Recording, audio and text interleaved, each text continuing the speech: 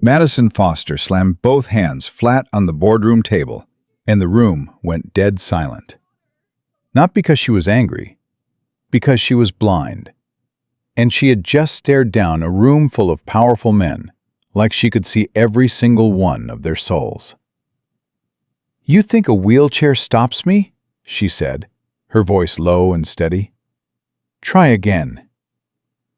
But what none of those men knew, what even her own father didn't know, was that Madison's blindness wasn't an accident of birth. It was a decision someone made for her. And the man responsible? He was sitting in that very room. Drop a comment with your city. Let's see how far this story travels. Subscribe so you don't miss what comes next. John Foster had grease under his fingernails for as long as he could remember. It wasn't something he was ashamed of. It was proof. Proof that he showed up. Proof that he worked. Proof that when the world knocked him sideways, and it had more times than he cared to count, he got back under the hood of whatever broken-down machine life threw at him, and he fixed it. He was 53 years old, and he had spent 30 of those years at Decker & Sons Auto, a garage in Millbrook, Ohio, that smelled like motor oil and burnt coffee and had fluorescent lights that buzzed just slightly off-key. He knew every bolt, every wrench, every creaking floorboard. He knew which customers would try to talk him down on price and which ones would leave him a 20 on the counter because they trusted him. He was a simple man. He knew that. He had made himself that way. Because simple was safe. Simple meant you weren't reaching for things that could be taken. He had learned that lesson the hard way, 26 years ago, when his wife Claire walked out the door of their apartment on Crescent Street and didn't come back. Left behind her coffee mug, half her clothes, and their 8-month-old daughter in a second-hand crib by the window. No note, no phone call, just gone. John had stood in that doorway for a long time that morning. Long enough for little Madison to wake up and start crying. And the sound of her crying was the thing that moved him. Not grief, not rage, just that small, helpless sound from that small, helpless room. He went to her. He picked her up. He made a bottle. And that was the day John Foster decided that simple was going to be enough. He never thought Madison would become what she became. Not because he doubted her. God, he never doubted her, not for a single day. But because what she became was the kind of thing that didn't happen to people like them. People from Millbrook. People whose fathers fixed Chevys and whose mothers were ghosts. Madison Foster was the CEO of Helix Technologies, a medical software company based out of Chicago with a valuation north of $4 billion. She had been profiled in Forbes, in Time, in half a dozen tech publications John had never heard of before her face appeared on their covers. She had built Helix from a 2-person startup in her apartment into one of the most influential healthcare tech firms in the country. She had done all of it from a wheelchair. She had been blind since she was 3 years old.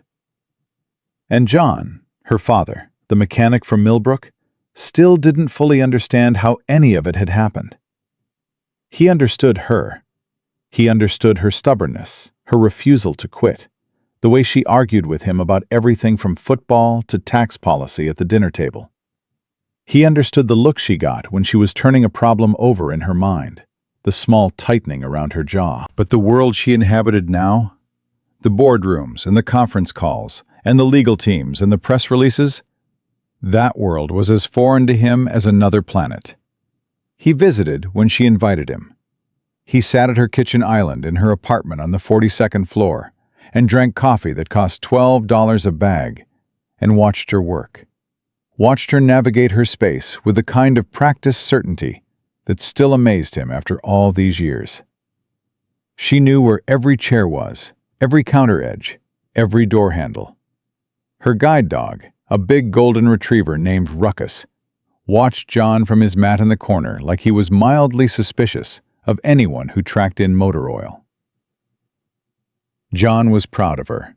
Every second of every day he was proud of her. He just didn't always know how to say it in the language she could hear anymore. The call came on a Tuesday morning in late October. John was halfway through a transmission job on a 2009 Silverado when his phone buzzed on the shelf above the tool bench. He wiped his hands on a rag and picked it up. Unknown number. Chicago area code. He almost didn't answer. Spam calls had gotten so bad lately that he developed a rule. If he didn't recognize the number, it could wait. But something made him pick up. "Is this John Foster?" The voice was a woman's. Professional. Careful.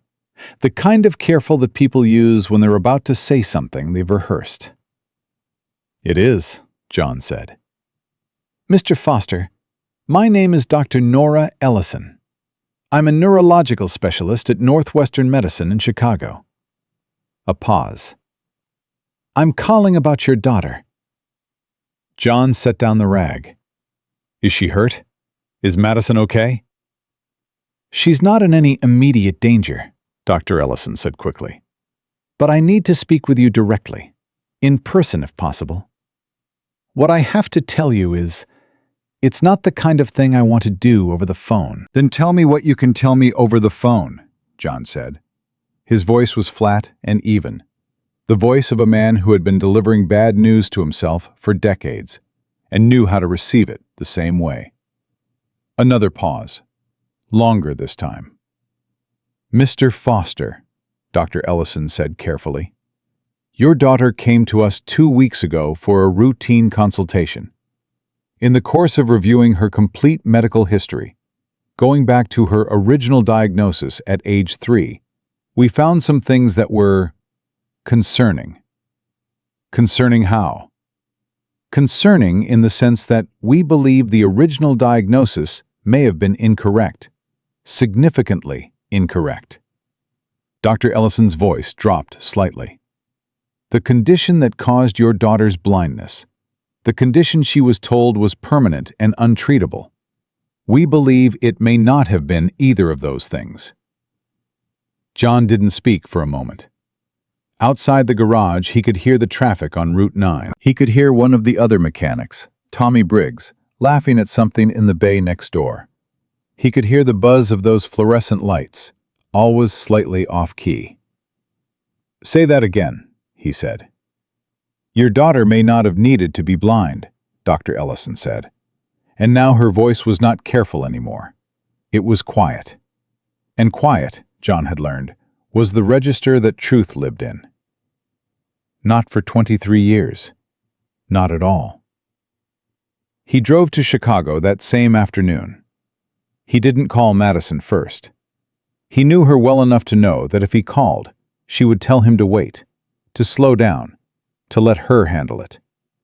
She had been telling him to let her handle things since she was 16 years old, and had told the school board exactly where to put their special accommodations that amounted to sitting her in the back of the room. He drove 3 hours in his truck, a 2004 F-150 with 200,000 miles on it, and a heat gauge that ran a little hot.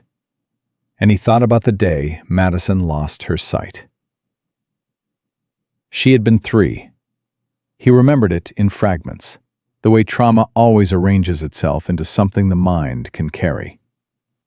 The hospital waiting room with the plastic chairs. The doctor, Dr. Victor Harris, young then, not yet the man whose name John would one day know in a completely different way, coming out to explain it to him. A degenerative optic condition, untreatable, permanent. He was sorry. John remembered sitting very still while the doctor talked. He remembered thinking, she's still the same. She is still exactly who she was this morning. He had told himself that all the way home, and he had kept telling himself that for 23 years. And it was true.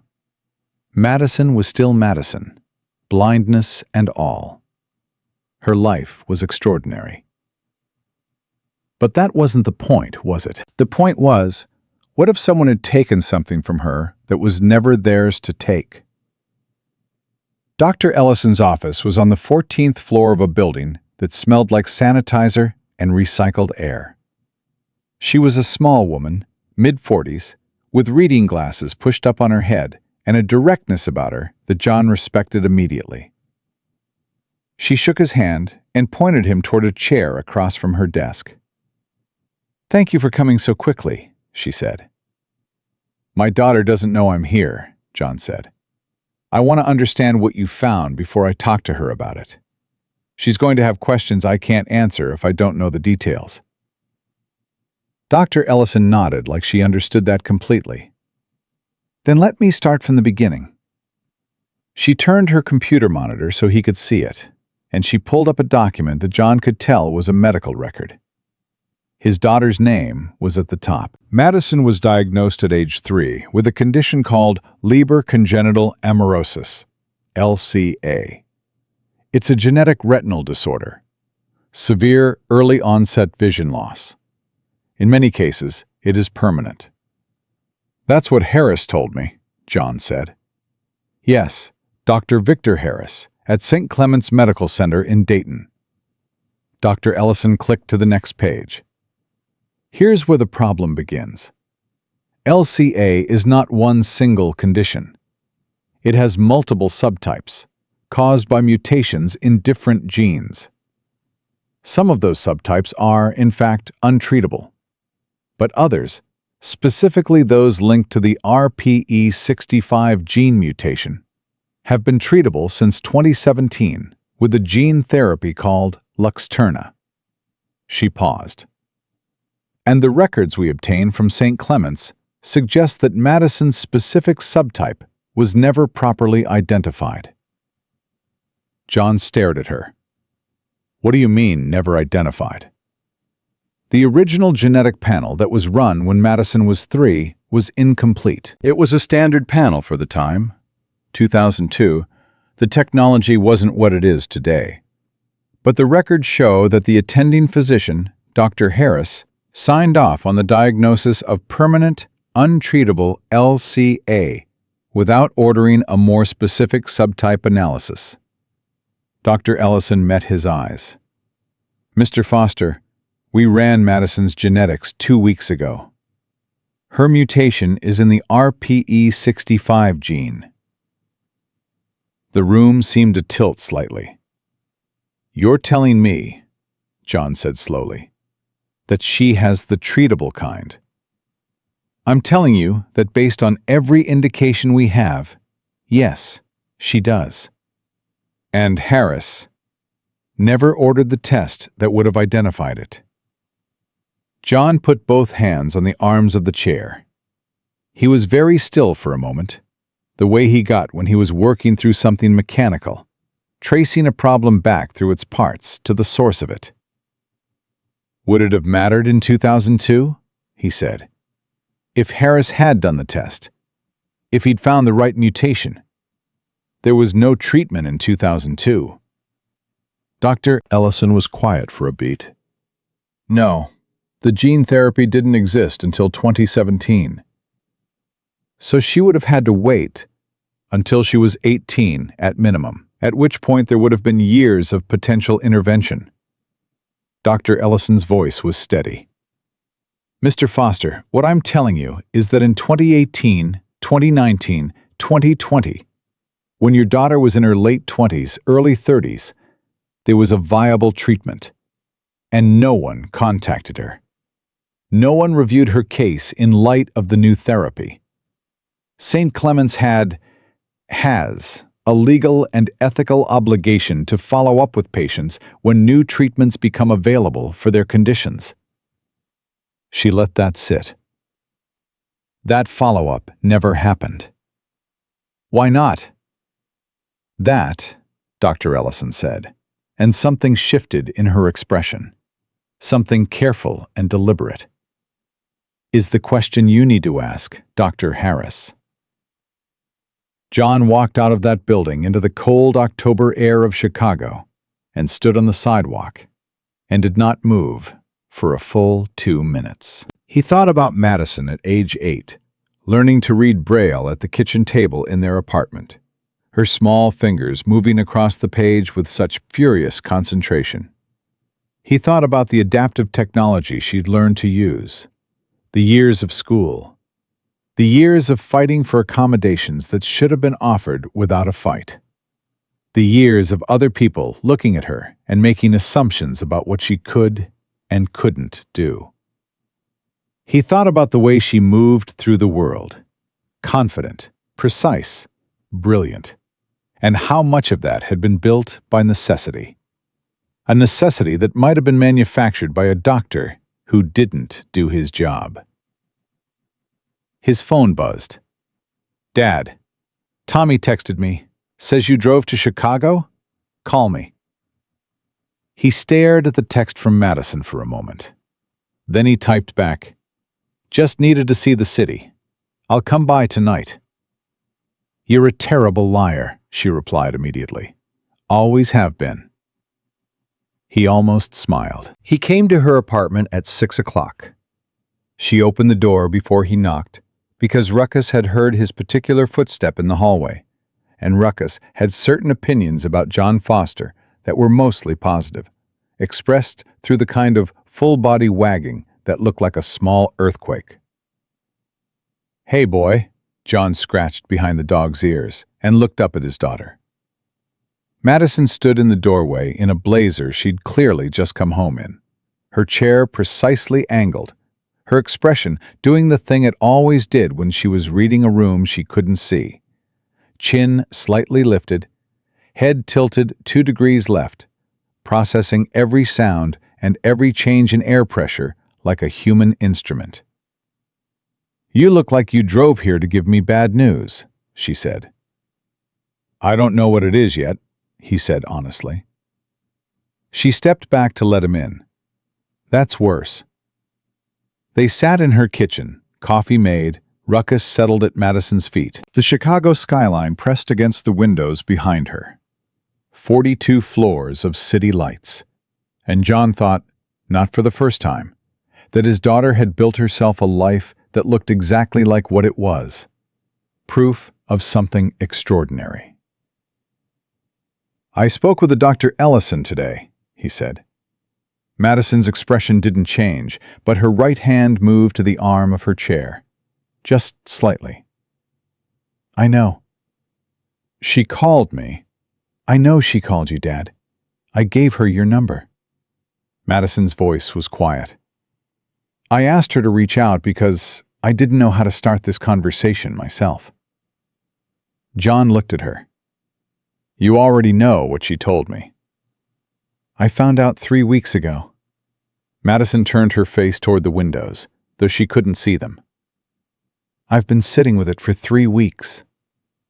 "Madison." His voice came out rougher than he meant it to.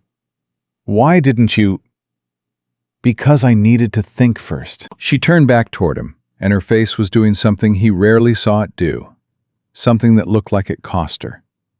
"Because if I came to you with this before I knew what I was going to do about it, you would have gotten in your truck and driven to Dayton to find Victor Harris yourself. And I didn't want that to be the first move." He couldn't entirely argue with that. "Is it true?" he said. "Everything she told me?" "Everything she told you is supported by 3 independent specialists and a genetics lab in Boston." Madison's jaw was tight. "Yes, Dad, it's true." "And you could—" He stopped, started again. "The treatment— I have an appointment in 2 weeks to begin the evaluation process. Whether it would restore full vision, partial vision, any vision." She exhaled. "No guarantees, but yes, it's possible." The kitchen was quiet except for the sound of the city, muffled through the glass 42 floors below. John Foster looked at his daughter. This woman he had raised in a 1-bedroom apartment on a mechanic's salary. This person who had turned every limitation the world gave her into a wall she climbed. And felt something move through him that was bigger than he had words for. Not grief, exactly. Not anger, exactly. Something that was both, and underneath them, something older. "Victor Harris," he said. "Dad." He knew. "We don't know yet exactly what he knew and when," Madison said carefully. "That's why I have a legal team." "You have a legal team." "I've had one for 2 weeks." A small, grim curve at the corner of her mouth. "Did you think I was just going to sit on this?" He almost laughed. Almost. "No," he said. "No, I didn't think that for a second." Madison reached across the counter and found his hand with hers. The same small, precise motion she'd been making her whole life, reaching for things she couldn't see with a sureness that had always, always found its mark. "I need you to trust me on this," she said. "I need you to let me run this, my way." John covered her hand with both of his. "I trust you," he said. But in the back of his mind, in the quiet, mechanical part of his mind that knew how to trace a problem back to its origin, he was already thinking about Victor Harris. And he was already thinking, not everything that's broken can be fixed by a lawyer. Some truths don't stay buried just because someone powerful poured concrete over them. And John Foster had been digging things out all his life. John didn't sleep that night. He lay on the pull-out couch in Madison's spare room. She called it the guest room, but it was really just the room she kept for him. The one with the Ohio State blanket folded at the foot of the bed and the spare charger on the nightstand that fit his phone, not hers. And he stared at the ceiling and thought about a Tuesday morning in the winter of 2002. Madison had been 3 years old and running a fever. Not a serious one, or so he'd thought. She'd been fussy for 2 days, rubbing her eyes, turning her face away from the lamp in the living room. He'd figured it was a cold. Kids got colds. He'd given her children's Tylenol and orange juice and read her the same picture book 4 times in a row because it was the one she wanted. By the 3rd day, she had stopped reaching for things. That was how he'd noticed. Not the crying, not the fever, the reaching. Madison was a child who grabbed at everything within range. Always had been. Fingers constantly exploring the edges of the world. And then one morning, she just stopped. She sat in her high chair, with her hands flat on the tray, and turned her head slowly left and right, like she was listening for something. He'd called the pediatrician at 7 in the morning. He'd been at St. Clement's by 9. By noon, Dr. Victor Harris had a name for what was happening to his daughter, and he said it with the careful authority of a man who was very certain of himself. And John, 27 years old, alone, a mechanic with a GED, and no one to sit beside him in that waiting room, had no reason not to believe him. Leber congenital amaurosis. Degenerative. Permanent. Nothing to be done. 23 years ago, and he had believed every word. He turned onto his side and looked at the wall. What would he have done differently? He'd been asking himself that since he walked out of Ellison's office. What question should he have asked? What should he have pushed back on? He'd been 27. He'd had a high school diploma and grease on his hands, and a daughter who was going blind, and a doctor in a white coat had told him the science. And what was John Foster supposed to have said? No, actually, run a more specific genetic panel? He knew it wasn't his fault. He knew that in the rational, reasonable part of his brain. But knowing something wasn't your fault and feeling it weren't always the same country. He got up at 5:30, made coffee, and sat at Madison's kitchen island while the city lightened outside and Ruckus padded out to sit at his feet and lean against his leg in the particular way that dogs have of saying, "I know something's wrong, and I'm not leaving." He was on his second cup when Madison's bedroom door opened. She moved into the kitchen with the efficiency she always had in her own space, one hand trailing lightly along the counter's edge, locating the coffee maker by touch. She poured a cup, turned, and settled into her chair at the island's end. "You were up most of the night," she said, not a question. "I'm 53, he said. "I don't sleep like I used to." "You slept fine last month when you visited." She wrapped both hands around her mug. "Don't do that thing where you protect me by pretending you're okay." He looked at her. "Don't do that thing where you read me like a book and then tell me about it." The corner of her mouth moved. "I learned it from you." They sat with that for a moment, the way they'd always been able to sit with things. Comfortable in silence, the way only people who'd been each other's whole world for a long time could be. "Tell me about Harris," John said. Madison set down her mug. "What do you want to know?" "Everything you know." She was quiet for a moment. Then, "Victor Harris is 61 years old. He was at St. Clement's from 1996 to 2009, where he headed the pediatric neurology department. In 2009, he moved to Chicago. He's been the chief of neurological sciences at Meridian Health Group ever since." She paused. Meridian is one of the largest private hospital networks in the Midwest. 14 facilities. Annual revenue just over $3 billion.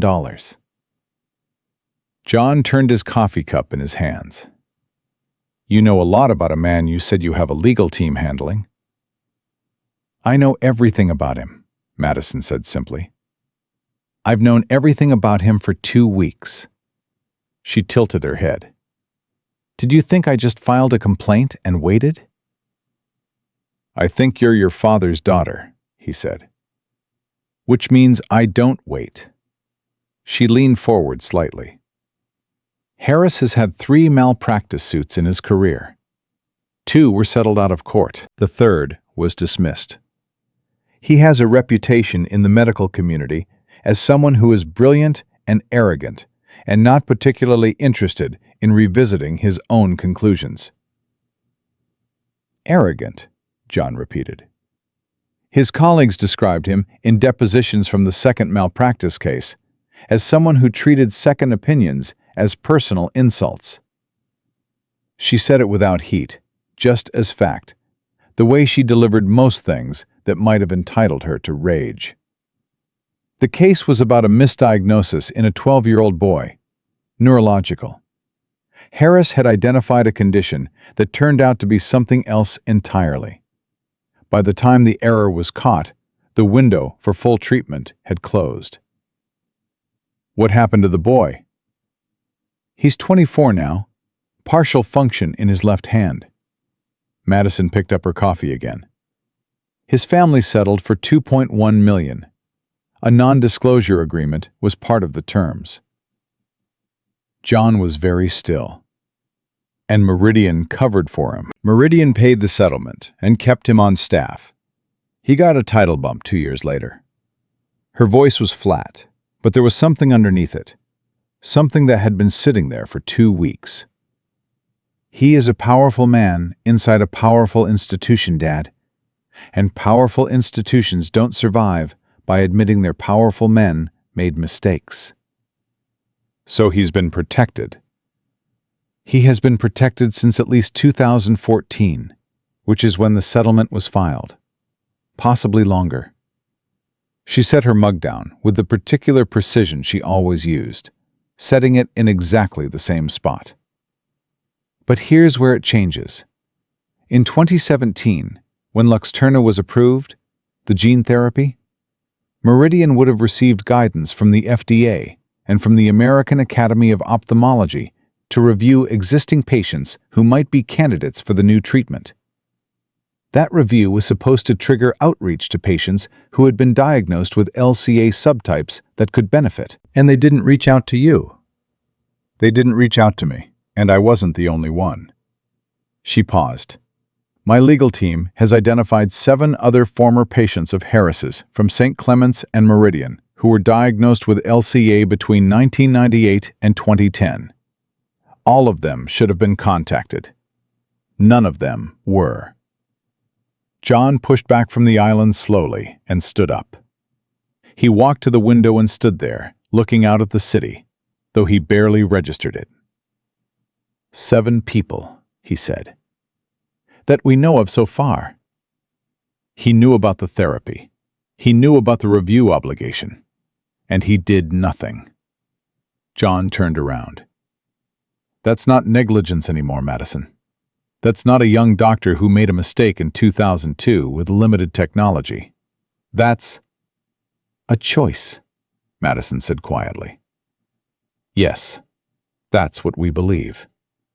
She folded her hands on the counter, composed and precise. If he reviewed those old cases and correctly identified the RPE65 subtype mutation that he should have identified years earlier, it would have raised questions about why he hadn't identified it the first time.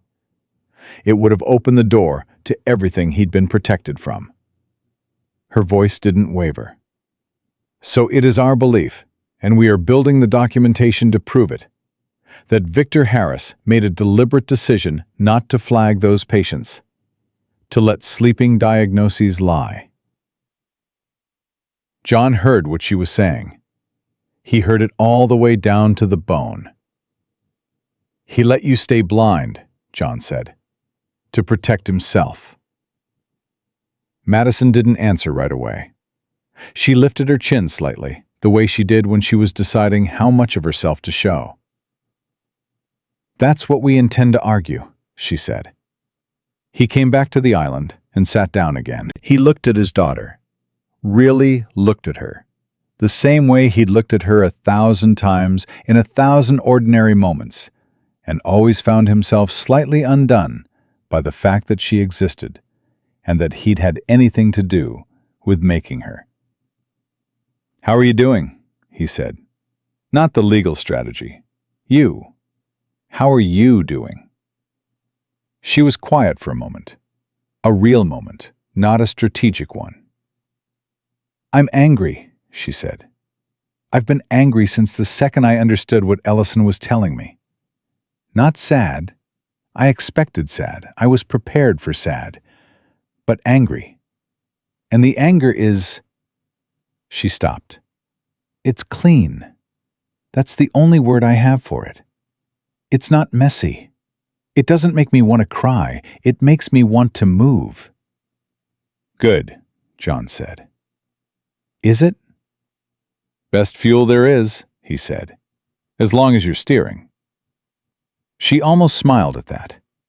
Then she picked up her phone, and her expression shifted back into something more careful.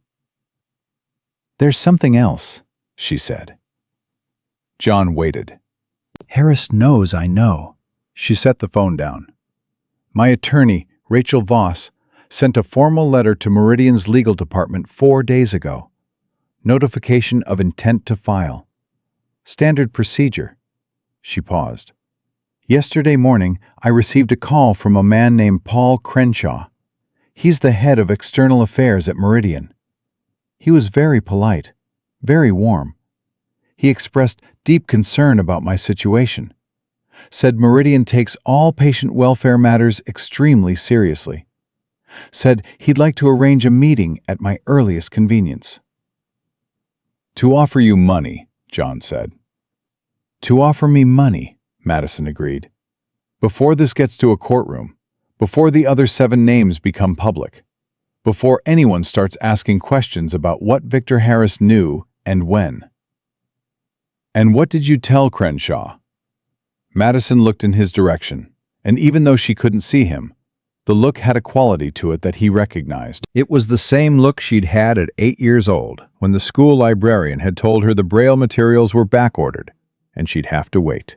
And Madison had said, perfectly calmly, "Then I'll need to speak with the principal." "I told him," she said, "that I would be in touch." John nodded slowly. "You're not going to settle." "I'm not going to settle." Her voice was even.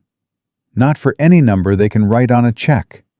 What he did, what they all did, it wasn't just to me. It was to 8 people that we know of. People who went through their lives carrying a label that someone powerful found convenient to leave on them. She stopped for a second. There's a woman named Delia Torres, 31 years old, diagnosed by Harris in 2003. She has a 7-year-old daughter. She never learned to drive, never lived alone, structured her entire adult life around a prognosis that may have been unnecessary. Madison's voice was still level, still controlled. What does Meridian write on a check for that? John didn't have an answer for that. He didn't think there was one. He thought about the transmission job still waiting for him back at Decker & Sons. He thought about the drive home to Millbrook, which he'd planned to make tomorrow. He thought about his apartment over the garage, small and ordinary, and enough for a man who had decided a long time ago that simple was safe.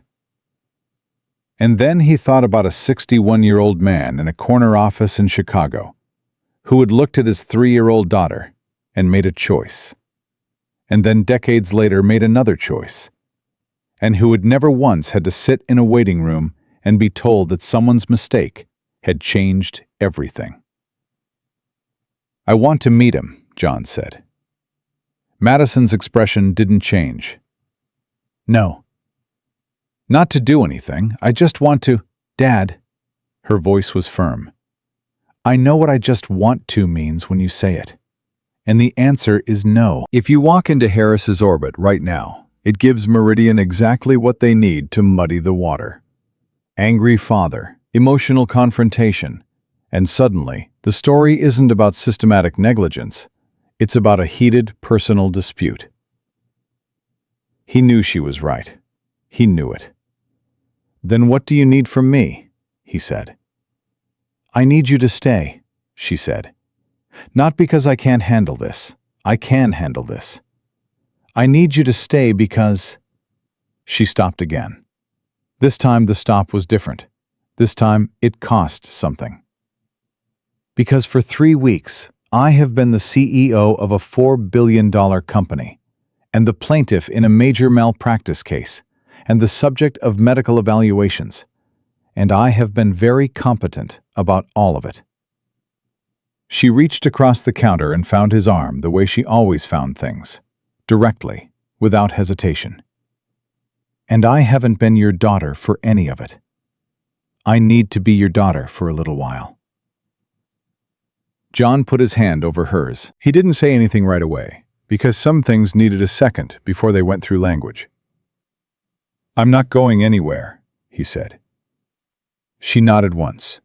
Then she straightened up, squared her shoulders, and became the CEO again, because that was how she worked, because that was how she'd always worked, feeling what she needed to feel and then getting back to it. "Rachel is coming at 9, she said. "My legal team has a full briefing prepared. I'd like you to sit in." "I'll be there." "And Dad," she was already reaching for her phone, "when you meet Rachel Voss, do not call her sweetie or young lady or any of the things you do when you're trying to be charming to people half your age. I have never in my life called anyone— You called Ellison hun when you shook her hand." He opened his mouth, closed it. "That is just how I was raised." "This is how I'm raising you now," she was already typing. "No hun, no sweetie. Rachel will eat you alive, and she will be polite about it." Despite everything, despite the weight of the morning and the night that had come before it, and the 23 years that had come before that, John Foster laughed. It was a short laugh, rough at the edges, but it was real. And Madison, across the counter, didn't laugh, but she smiled. Just barely. The small, precise smile she'd had since she was a child. The one that said, "I see you," in a way that had nothing to do with her eyes. Rachel Voss arrived at 9 o'clock exactly. She was 38, sharp-edged, with a calm that reminded John of a blade that had been very thoroughly sharpened. She shook his hand and called him Mr. Foster, and did not seem the slightest bit concerned whether he found her charming or not, which he immediately respected. She opened her laptop at the kitchen table and looked at Madison. "We have a problem," she said. Madison sat very still. "Tell me." Meridian moved faster than we anticipated. Rachel turned the laptop so the screen faced the table's center. "This morning at 7:45, they filed a preemptive motion in Cook County Court. They're arguing that the statute of limitations on any claim related to the original 2002 diagnosis has expired." She paused. "They're trying to close the door before we can walk through it." John looked at Madison. Madison hadn't moved. Her expression was absolutely neutral, the way it got when her mind was working fast, and she wasn't going to let anything on the surface interrupt it. "Can they do that?" John said. Rachel glanced at him. "They can try. The statute of limitations argument has merit on the 2002 diagnosis itself. Where it falls apart," she tapped the screen, "is on the 2017 failure to notify. That's not an old claim. That's a continuing obligation that was violated less than 10 years ago. And in the case of Delia Torres and 2 of the other patients we've identified, the violations extend as recently as 2021. So the old claim may be limited," Madison said, "but the failure to notify is current." "Correct. They know that. This motion isn't designed to win. It's designed to signal." Rachel looked at Madison steadily. "They're telling you they're going to fight every inch of this. They're going to make it expensive and long and exhausting. And they're going to make the argument that you, specifically, have suffered no ongoing harm because your company is successful and you are clearly capable." "They're going to use my success against me," Madison said. "They're going to try to." Rachel's voice was precise. "The implication will be that a woman of your accomplishments cannot credibly claim to have been damaged by her condition." The kitchen was quiet. John looked at his daughter. He watched her take that in. The idea that everything she had built, every impossible thing she had made herself into, could be twisted into an argument that nothing had been taken from her. And he watched her decide how to carry it. "Good," Madison said at last. Rachel raised an eyebrow. "Good?" "Let them make that argument." Madison folded her hands on the table. "Let them stand in a courtroom and tell a jury that a blind woman in a wheelchair who had to fight for everything she ever had wasn't damaged by 23 years of a false diagnosis because she turned out fine anyway?" She tilted her head. "Let's see how that plays." Rachel looked at her for a moment. Then she closed her laptop and said, "I'll have a response to the motion filed by end of business." And John Foster sat at his daughter's kitchen table and thought, Victor Harris has absolutely no idea what is coming for him. Rachel left at noon, and the apartment felt different after she was gone.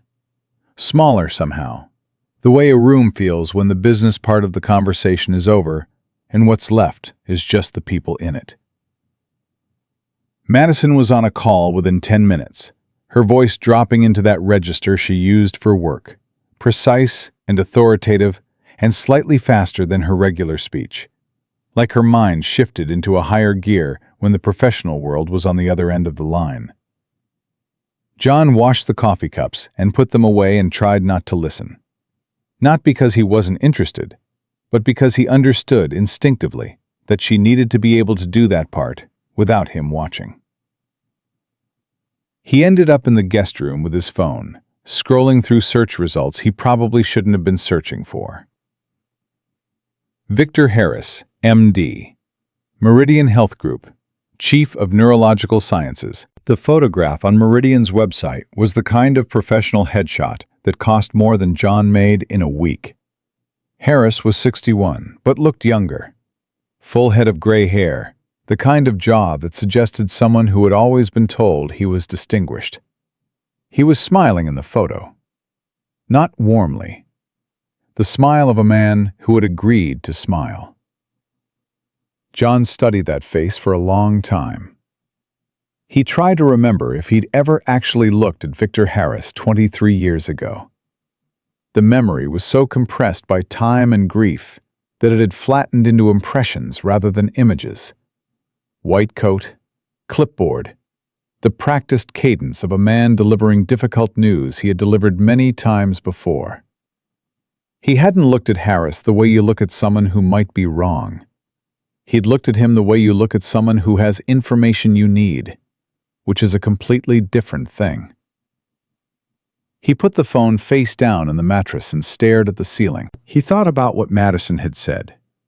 Let me run this my way. He had promised her that. He was going to keep that promise. He was a man who kept his promises, always had been. It was maybe the one thing in his life he was entirely certain about. But keeping a promise didn't mean sitting still.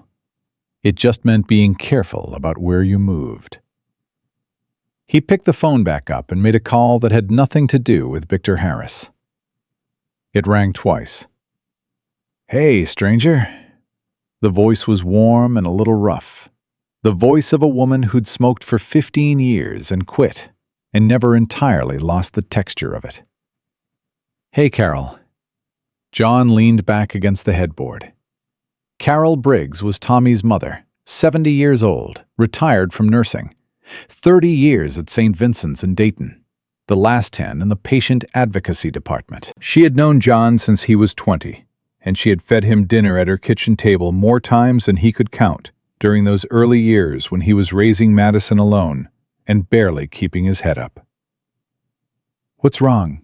she said immediately. Because Carol Briggs had never once in 50 years wasted time on preamble.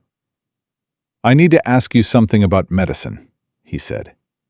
"About how hospitals handle patient records and follow-up obligations. When new treatments come out." A brief pause. "This is about Madison?" "Yeah." "Then ask me." So he did. He laid it out as plainly as he could. The LCA diagnosis, the subtype issue, the Luxturna approval in 2017, the failure to notify.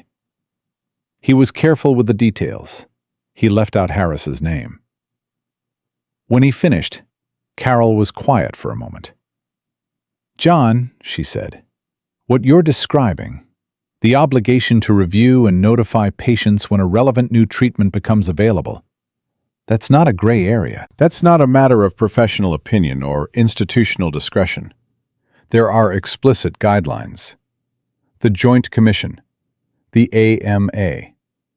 For a pediatric neurology department to have received FDA guidance on a new gene therapy directly applicable to a diagnosed patient population and done nothing with it." She stopped. "That's not an oversight. You understand what I'm saying." "I understand. That's a choice. Someone looked at those files and made a choice." "I know." "How long?" Carol said quietly. "How long could she have had treatment?"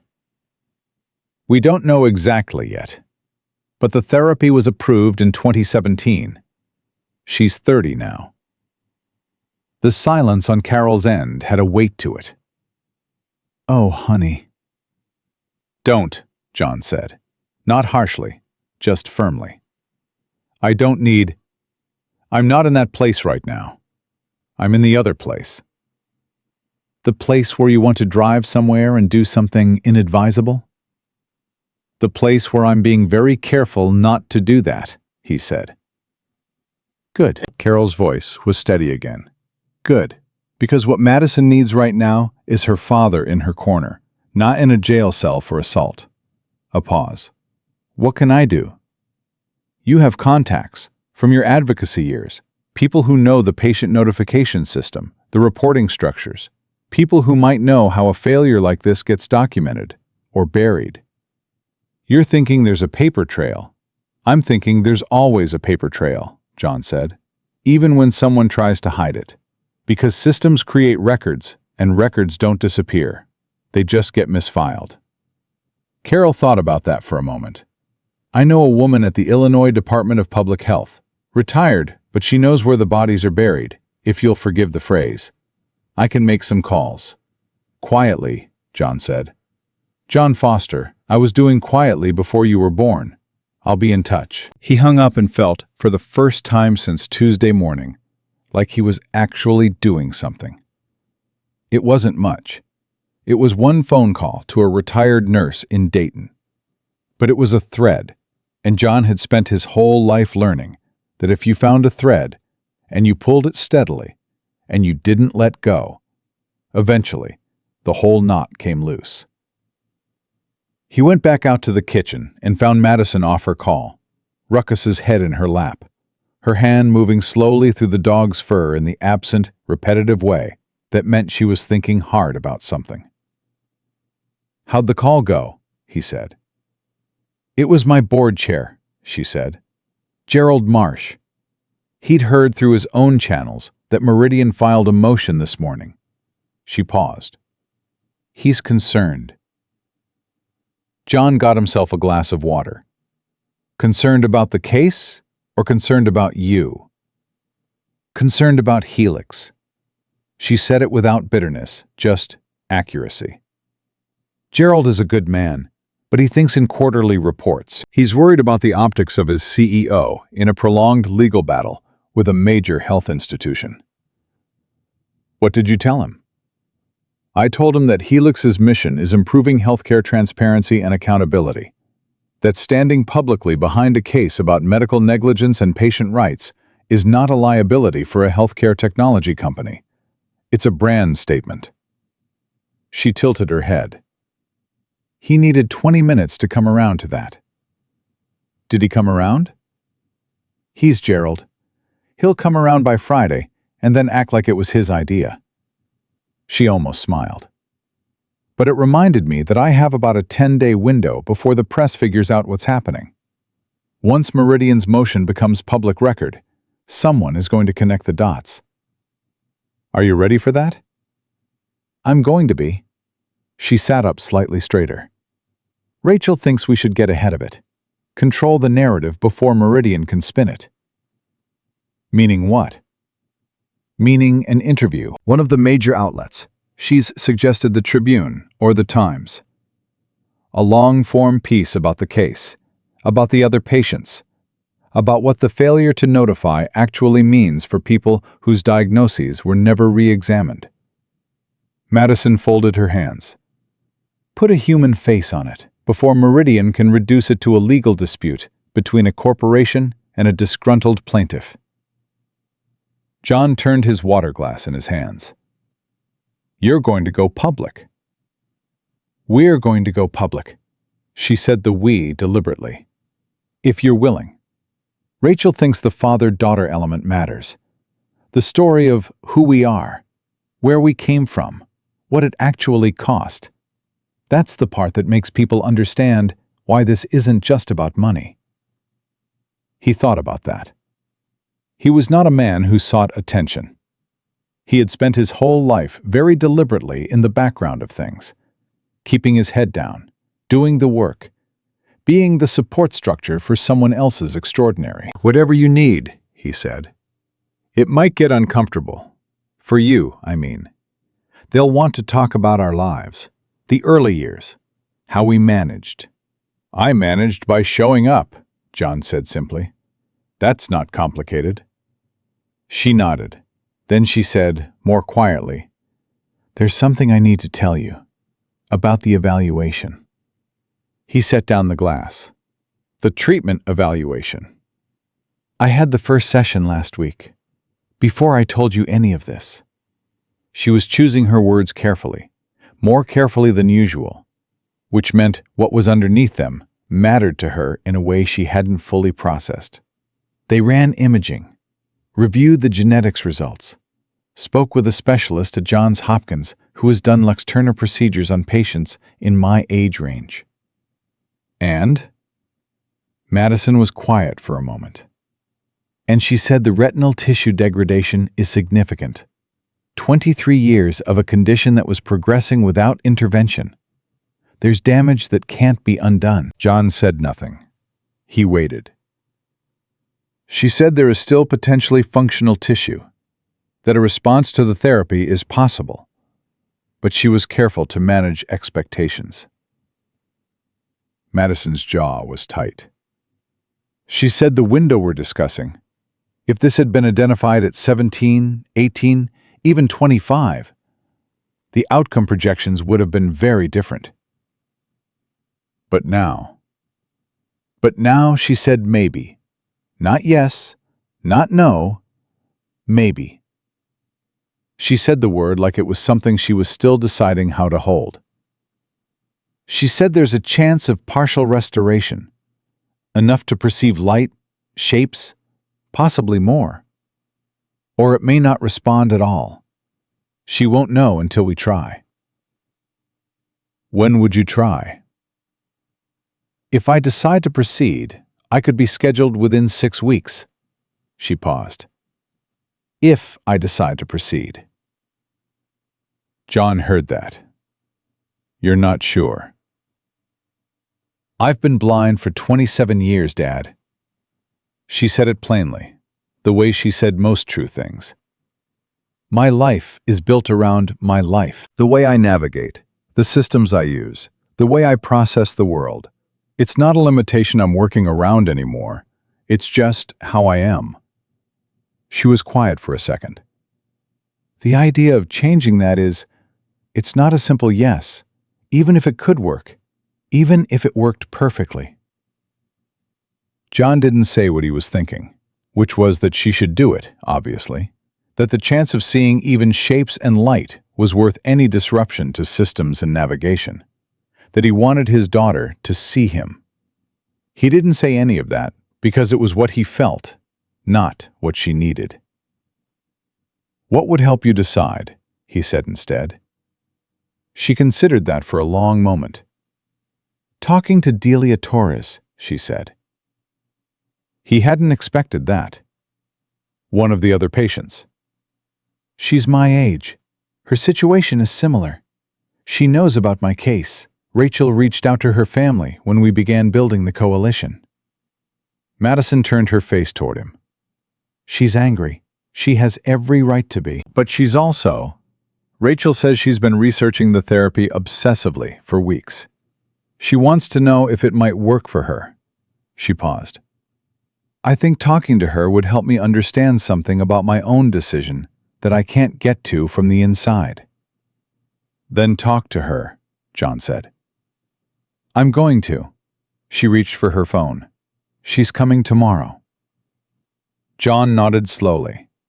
He thought about Delia Torres, 31 years old, a 7-year-old daughter, a life shaped around a diagnosis that Harris had handed her and then declined to revisit. He thought about 6 other people whose names he didn't know yet, but whose stories were going to matter. He was thinking about all of that when his phone buzzed with a text from Carol Briggs. Just 4 words. Found something. Call me. He stood up. I'll be right back, he told Madison, and took his phone to the hallway. Carol picked up on the first ring. Okay, she said, and he could hear something in her voice, something excited and careful at the same time. The sound of someone who has found the thread they were looking for. I called Patricia Wen. She was with the Illinois Department of Public Health for 22 years, overseeing hospital compliance review. She knows every reporting obligation for every major medical institution in this state going back to 2000. What did she say? She said that in 2018, there was a departmental audit of Meridian Health Group's patient follow-up protocols. Routine, she said, nothing specifically targeted. Standard compliance review. Carol paused. The audit flagged several departments for incomplete patient notification records. Neurology was on the list. John gripped the phone tighter. They were audited. They were flagged in an audit. There's a difference. A flag doesn't automatically become an enforcement action. It triggers an internal response period where the institution is supposed to demonstrate corrective steps. Carol's voice dropped slightly. Patricia says she doesn't know what Meridian submitted in response to the flag. Those documents would be in the Public Health Department's files. But she said, and this is what matters, she said the flag would have gone to the department head for signature. The person responsible for signing off on the internal response would have been the Chief of Neurological Sciences. Harris, John said. Harris, Carol confirmed. If those documents exist, if that audit file is intact, then Victor Harris signed off on a compliance response to a patient notification flag in 2018, a year after the Luxturna approval. It would be documented. His name would be on it. John leaned against the hallway wall and breathed slowly for a moment. Carol, I know. That's not buried. That's public record. It should be. Patricia says the files from that period are technically accessible through a public records request, though she said they can be creatively organized. A beat. She's going to help navigate the request. Pro bono. She was very clear about that. She said, and I'm quoting, "If a hospital buried patient notification for a treatable condition to protect a physician's record, I want it in daylight." John closed his eyes for a second. "Thank you," he said. "Don't thank me yet. Get that information to Madison's lawyer first thing tomorrow." He went back inside. Madison was on another call, but when she heard him come in, she held up one finger, 1 minute, and wrapped up quickly. She had a sense for his pace, had always been able to read him by the speed of his footsteps, the way he settled into a room. "What did you find?" she said, before he'd spoken a word. He told her. All of it. The audit, the flag, the compliance response, Harris's name on the sign-off. When he finished, Madison was very still. "Dad," she said slowly, "how did you—" "Carol Briggs." She blinked. "Tommy's mother, the retired nurse. She has contacts." "You made calls," Madison said. Not angry, not even surprised, really. More like someone recognizing a pattern they should have seen coming. "You told me you'd let me handle it." "I told you I wouldn't go near Harris," he said. "I haven't gone near Harris. I made a phone call to a 70-year-old retired nurse in Dayton who called a friend at a government agency. That's not running your operation. That's being your father." She was quiet for a long moment. "You need to get that to Rachel tonight," he said. "That audit file could be the thing that breaks Meridian's statute of limitations argument. Because if Harris signed off on a patient notification compliance review in 2018 and still didn't flag the LCA patients, that's not a decade-old oversight. That's a 2018 decision." Madison picked up her phone. "I'm calling Rachel now," she said. "Good." She was already dialing, already shifting into the other register, the fast and precise one. But before the call connected, she looked up at him. Not quite at him, but toward him, with the unerring accuracy she'd had her whole life for finding exactly where he was. And she said, quickly and quietly, "Thank you." Then the call connected, and she was talking, fast and sharp, and John stood in his daughter's kitchen, 42 floors above Chicago, and felt the particular, complicated thing that fathers feel when they realize their children have stopped needing them to carry everything and started needing them just to stay close. Which was, he thought, maybe better. It was 30 minutes later, while Madison was still on the phone with Rachel, that the text arrived on John's phone from a number he didn't recognize. Chicago area code. He almost dismissed it. Then he read it. Mr. Foster, my name is Thomas Whitfield. I'm an attorney. I represent Dr. Victor Harris in a personal capacity, separate from Meridian's legal team. I understand you're in Chicago. I'd like to speak with you privately. Tonight, if possible. There are things about your daughter's case that you need to hear before this goes any further. Things that she may not have told you. John read it twice, then a third time. He stood there for a long moment, holding the phone, feeling the particular cold clarity that comes when something shifts from complicated to dangerous. Then he put the phone in his pocket and waited for Madison to get off her call. He was going to tell her about the message. He was absolutely going to tell her. But first he needed 1 minute to sit with the knowledge that Victor Harris, or someone acting for him, had just reached directly into his orbit, which meant Harris knew who John Foster was, which meant Harris was worried about him. And a man who is worried, John had learned from a long life of fixing broken things, is a man who is already starting to come apart. He told her. He waited until she was off the phone with Rachel, waited until she'd set the phone down on the counter, and let out the long, controlled exhale she always used to decompress after an intense call. And then he said, "I need to show you something," and handed her his phone. She couldn't read the screen, of course, so he read it to her, word for word, including the sender's number. When he finished, the kitchen was very quiet. "Read it again," Madison said. He did. She sat with it for a moment, her expression doing that thing where it went completely still, not blank, but still, the way still water isn't empty, it's just deep. Then she held out her hand, and he put the phone in it, and she ran her thumb across the screen, like she was feeling the texture of the message itself. "Thomas Whitfield," she said. "You know him?" "I know of him." She set the phone on the counter between them. "He's a private attorney, high-end. He specializes in what's politely called reputation management, which in practice means he's the person powerful men call when they need a problem handled quietly and expensively." She paused. "He is not the attorney you hire when you are innocent of something and want to prove it. He is the attorney you hire when you are guilty of something and want to survive it." John looked at her steadily. Harris hired him. Harris hired him separately from Meridian's legal team, which is significant. She folded her hands. It means Harris is not entirely confident that Meridian's attorneys are acting in his best interest, which means there's already distance between them. Her jaw tightened slightly. "He's scared, Dad.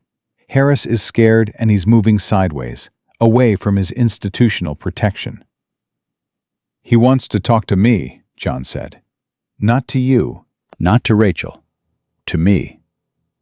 "He thinks you're the weak point," she said it simply, without heat. "He thinks you're the emotional variable, that you're a man who didn't go to college, who works with his hands, who loves his daughter, and wants this to be over, and that if he can get to you privately, he can say something that changes the equation before it reaches a courtroom." John was quiet for a moment. "What do you think he wants to say?" One of a few things. Madison counted them on her fingers, the methodical habit she'd had since childhood when she was organizing her thoughts. 1. He wants to offer you something directly. Money, or a promise of full cooperation.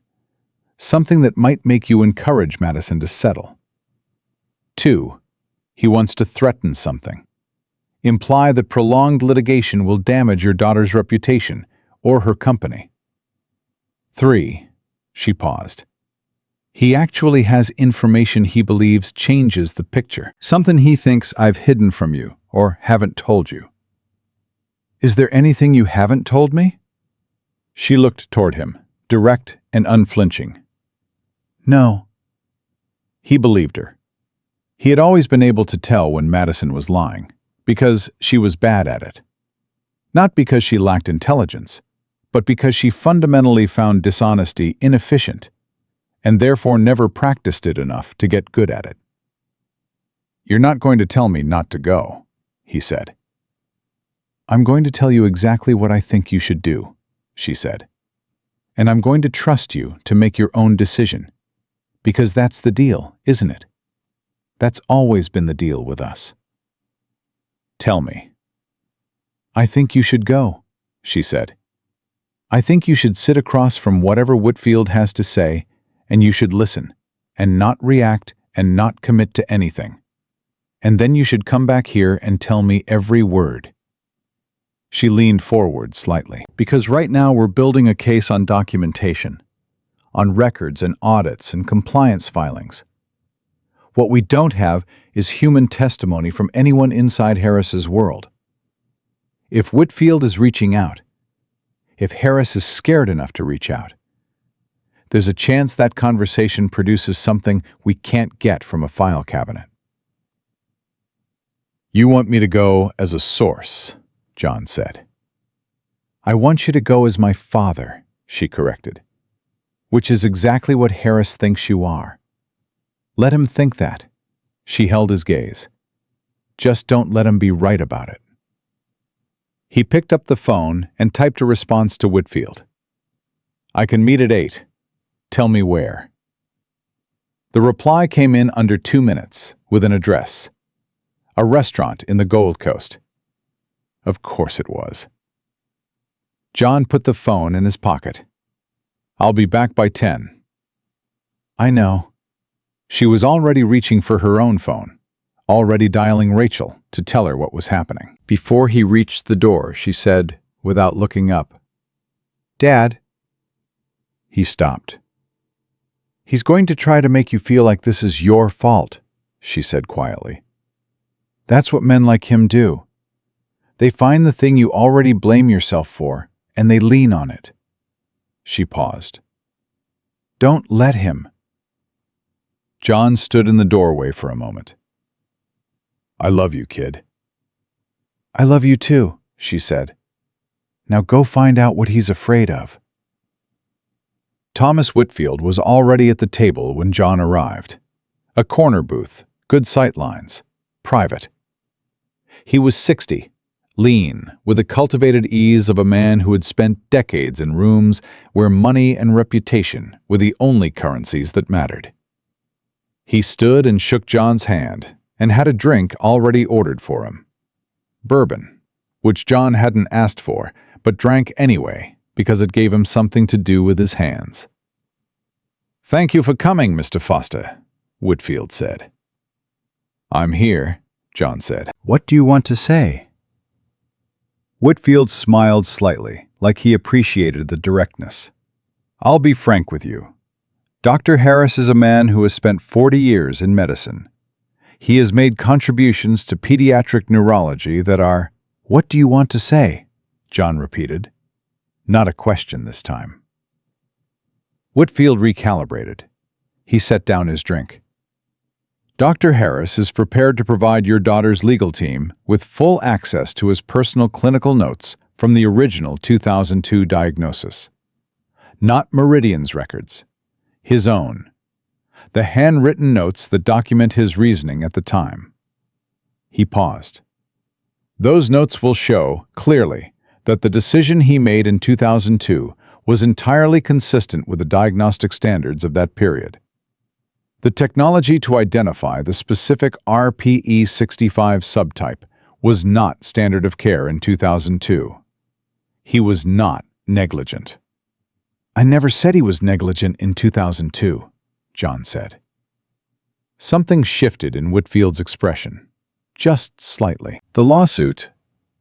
My daughter's lawsuit focuses primarily on the 2017 failure to notify, and on an audit flag in 2018 that should have prompted patient review and didn't."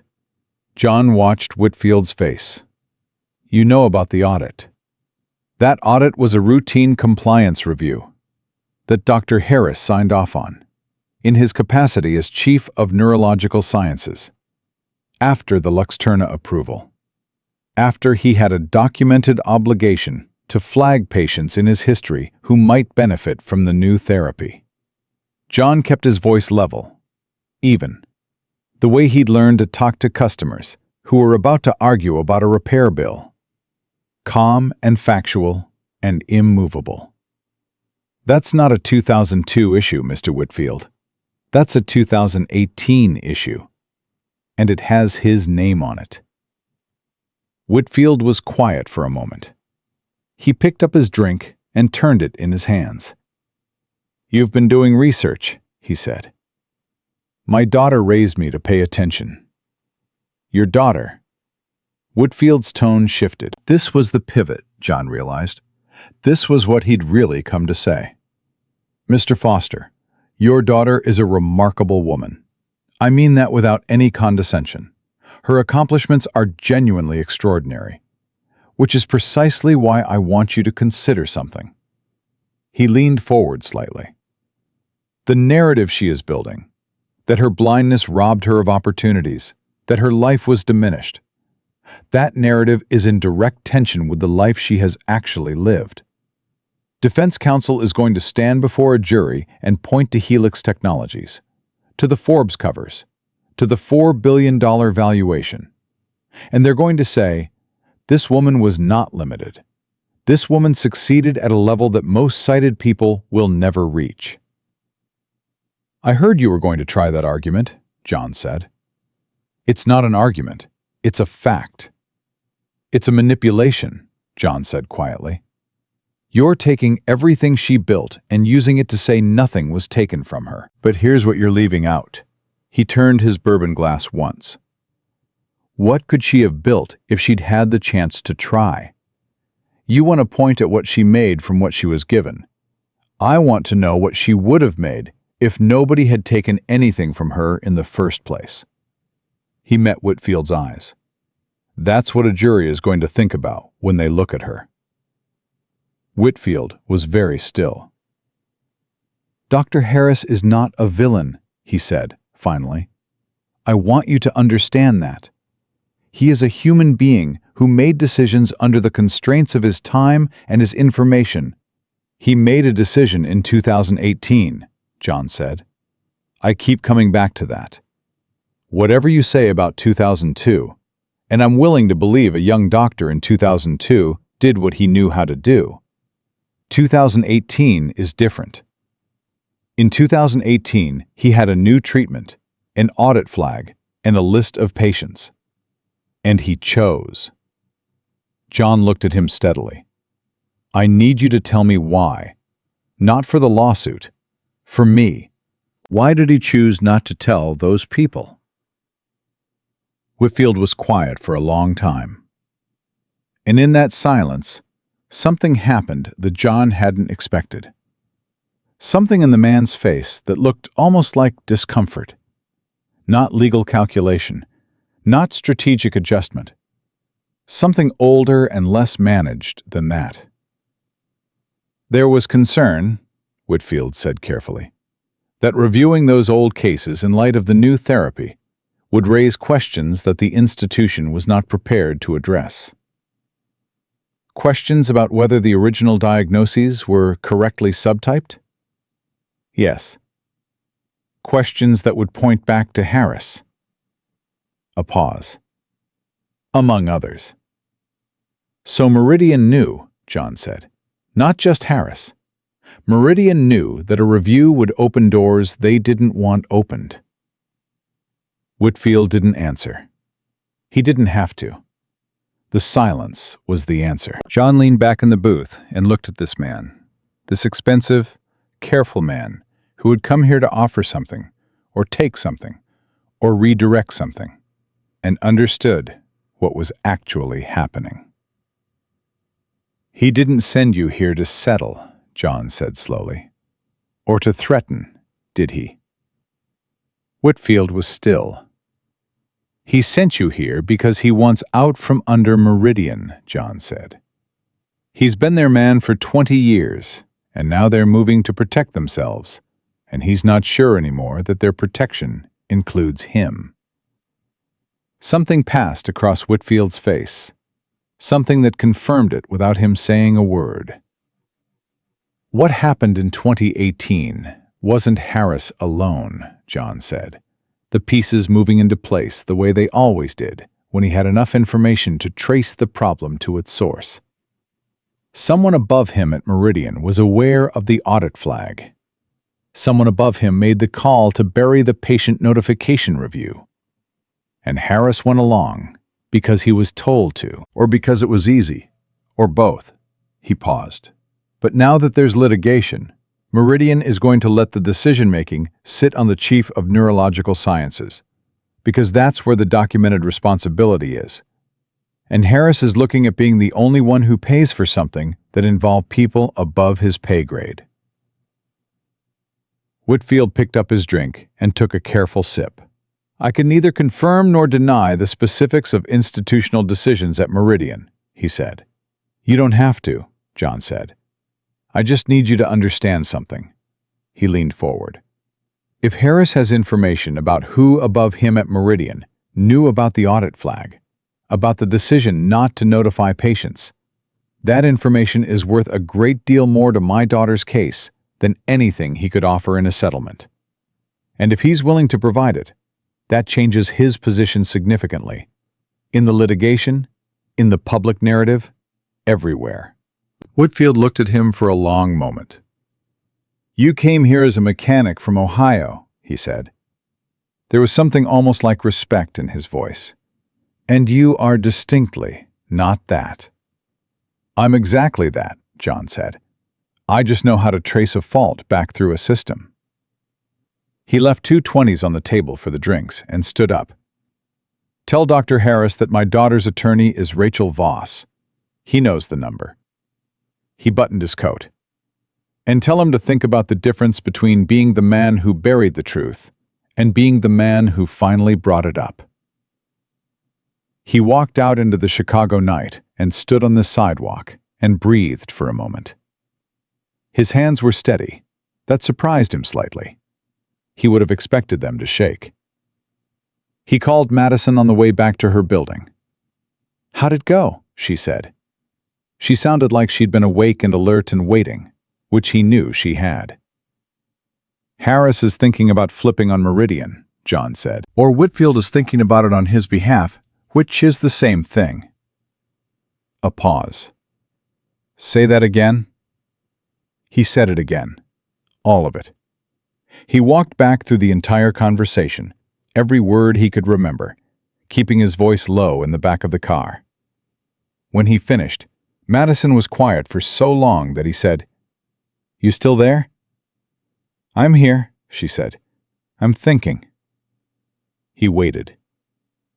If Harris turns, she said slowly, if he provides testimony about Meridian's role in the 2018 decision, that changes the scope of this case entirely. It's not one doctor and his malpractice. It's a systemic, institutional cover-up. She was speaking faster now, the way she did when she was building something. That's not a civil suit. That's potentially a federal patient rights violation. That's the DOJ. That's congressional attention. That's... She stopped herself. That's what actually changes things for people who aren't named Madison Foster. That's what I figured you'd say, John said. You told Whitfield to have Harris call Rachel. I did. Good. A beat. How are you? The question caught him slightly off guard, because she didn't ask it the way people asked it as filler. She asked it the way she asked everything. Directly. Wanting an actual answer. I'm okay, he said, and he meant it. I'm better than I was this morning. Come home, she said. I ordered dinner. Thai place 3 blocks over. Ruckus has already investigated the delivery bag and registered his formal objections to the lack of chicken. He almost laughed. Be there in 10. When he got back to the apartment, Delia Torres was already there. He hadn't expected that. Madison had said she was coming tomorrow. but he came through the door to find a woman in a wheelchair at the kitchen table. Maybe 30, with dark hair pulled back and the careful, measured stillness of someone who had spent a lifetime watching how rooms respond to her before she decided how to respond back. Her eyes were present and sharp, and moved toward him when he entered with the practiced attention of someone who also could not afford to miss anything. Madison was across the table from her. Between them, the Thai food containers were open, mostly untouched. "Dad," Madison said, "this is Delia Torres." "Mr. Foster," Delia said. Her voice was direct. She'd been told about him. "Delia." He pulled up a chair and sat down, understanding without being told that something had been happening in this kitchen before he got here. Something significant, and that it wasn't finished yet. "She came tonight," Madison said simply. "She couldn't wait." John looked at Delia and understood what Madison meant. There was an urgency about her that wasn't quite distress, more like someone who had been holding pressure behind a door for weeks and had finally allowed herself to be in the room where she could let it open. "I read about what they found," Delia said, looking between them. "About the RPE 65 subtype. About the therapy." She stopped. "I had the same doctor. The same diagnosis." "I know," Madison said quietly. "My daughter is 7 years old." Delia's voice didn't waver, but something underneath it did. "She has never seen my face. She knows what I look like because I describe myself to her.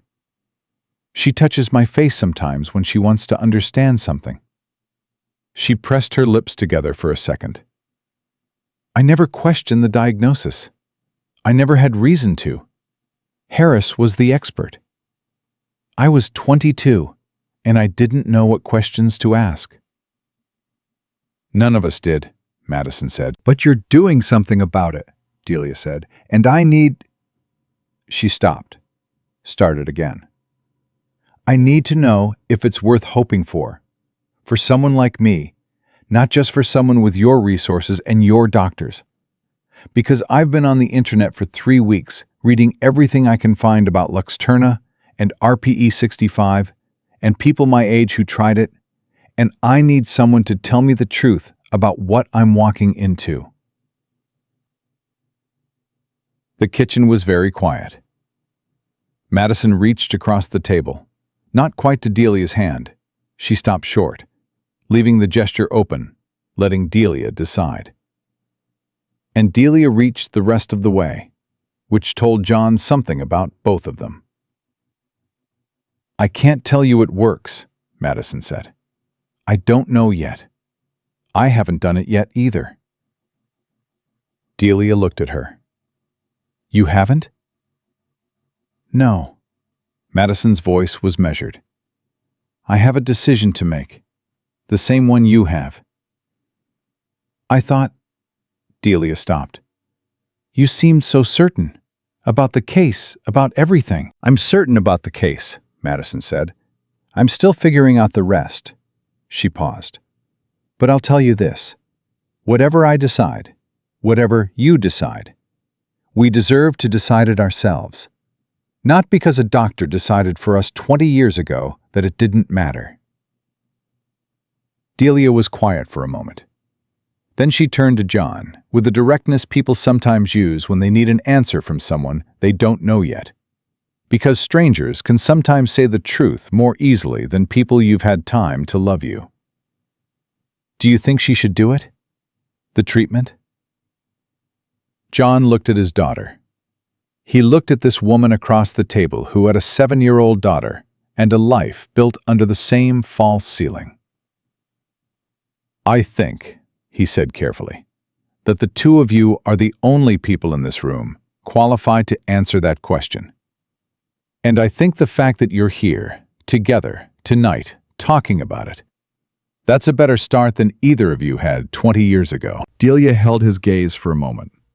Then she nodded, once, like she was filing that away. "There are 6 other people," she said to Madison. "The others in the group Rachel told me about. They all need to hear what you found." "I know," Madison said. "Rachel is organizing it. We'll get there." "They're scared," Delia said. "Some of them have been living with this diagnosis their whole lives. The idea that it might have been wrong, it doesn't just make them angry. It destabilizes everything." She paused. "They need this to be worth something, not just a payout. Something that actually changes what happens next." "That's why we're not settling," Madison said. "That's why we're taking it all the way." Delia looked at her for a long moment. Something passed between them that John recognized. The particular recognition of 2 people who have been carrying the same weight from different directions and have just discovered the other exists. "Okay," Delia said. "Then I'm in." Outside, the city moved 42 floors below, indifferent and enormous, full of ordinary lives and quiet injustices, and the long, slow work of people trying to make things right. John Foster ate cold Thai food at his daughter's kitchen table and listened to 2 women who had been handed false sentences rebuild the terms of their own story, and thought about Victor Harris, sitting somewhere in this same city, waiting to find out what kind of man he was going to be when it mattered. He thought about the audit file, about Whitfield's silence when he'd said Meridian knew, about the particular quality of fear that makes powerful people reach out to mechanics from Ohio in the middle of the night. The whole thing was starting to come apart at the seams, and John Foster had learned, from a lifetime of broken engines, that once something started coming apart, the best thing you could do was get your hands around it and help the process along. Victor Harris called Rachel Voss at 7:15 the following morning.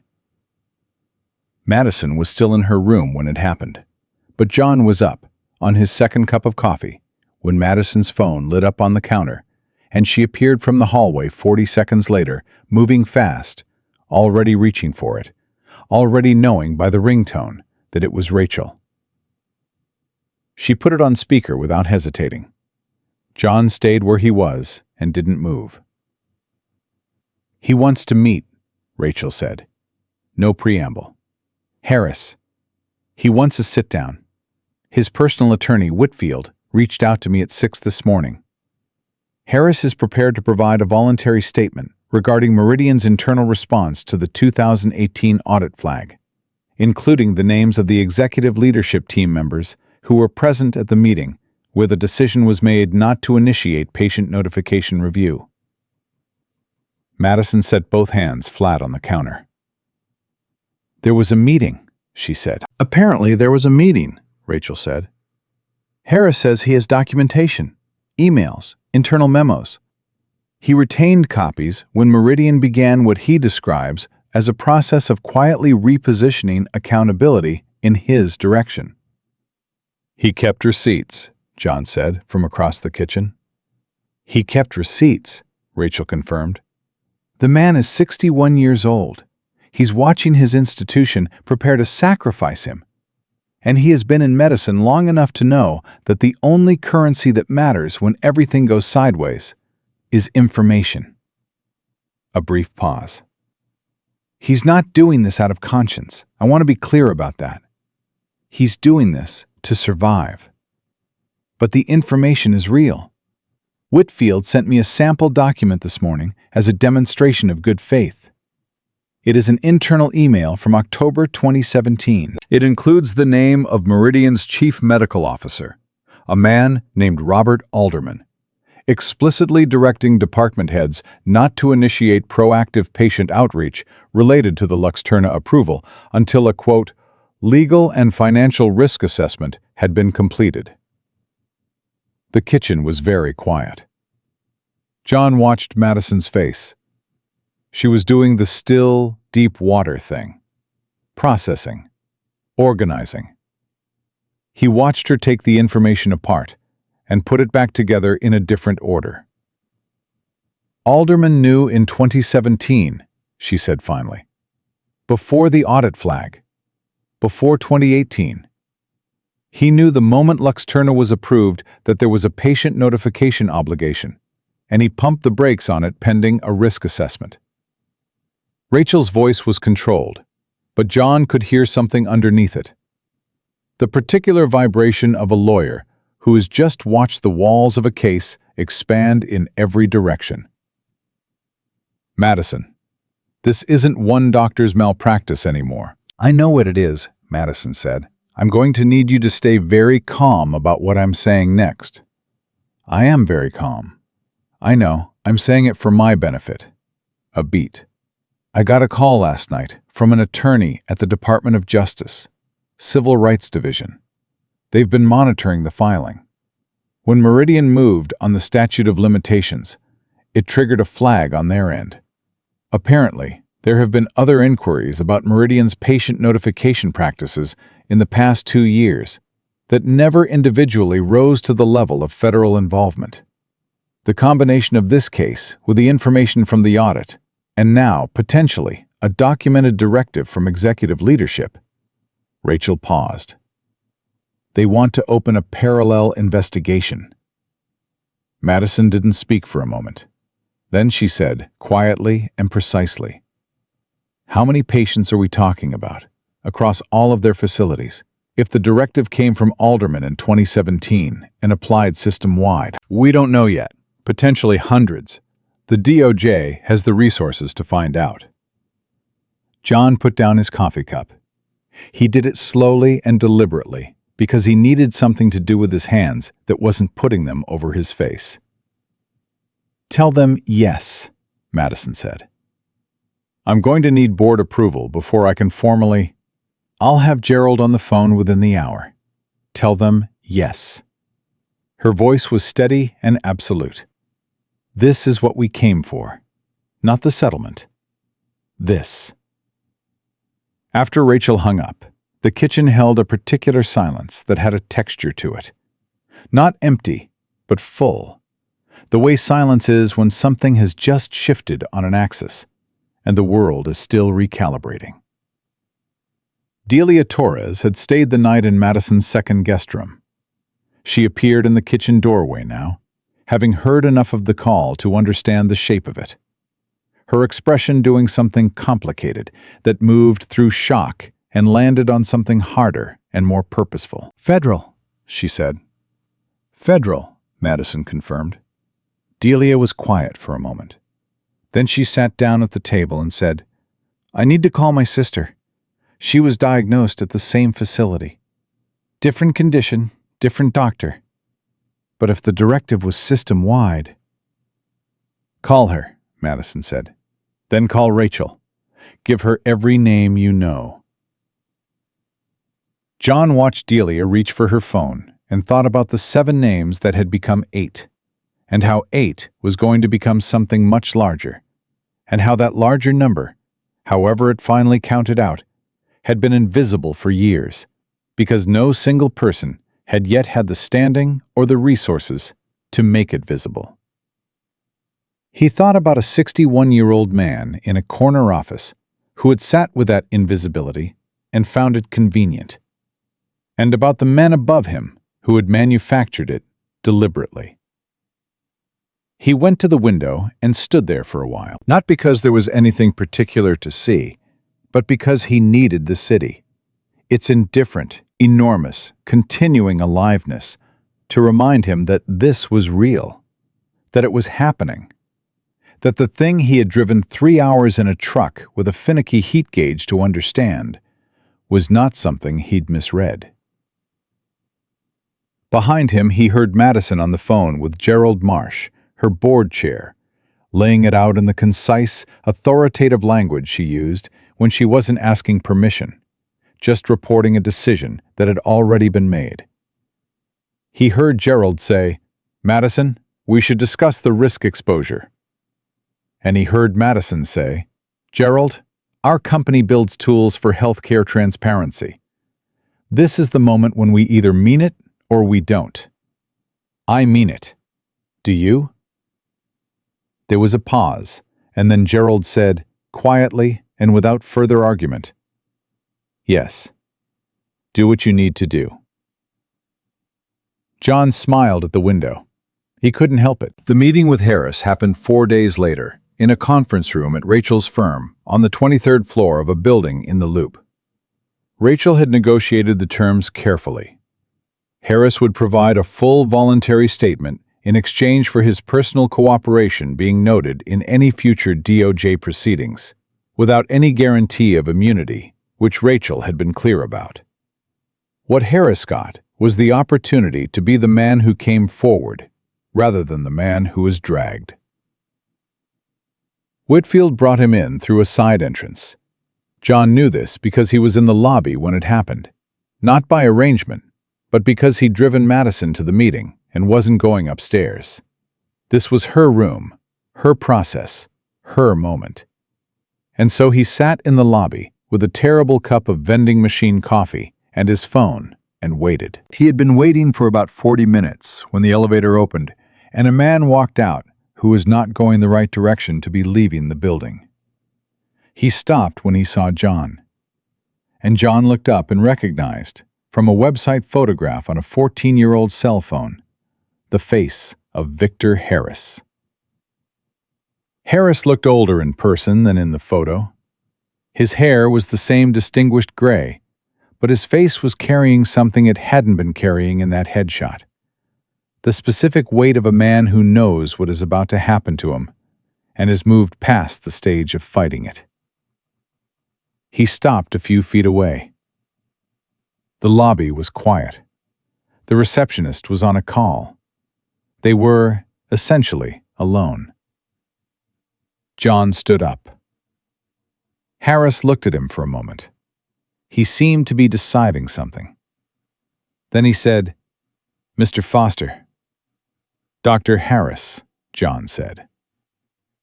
Neither of them spoke for a moment. John had thought about this encounter, or something like it, for days. He had thought about what he would say, what he would ask, whether he would feel rage or grief or something else entirely, when he finally stood in front of the man who had handed his daughter a false sentence 23 years ago and renewed it in 2018, when he could have changed everything. What he actually felt, standing here, was something quieter than he expected. Not forgiveness. He wasn't there, might never get there, and didn't particularly think he owed anyone the performance of getting there. Not rage, either, which had burned through its first bright intensity and settled into something slower and more structural.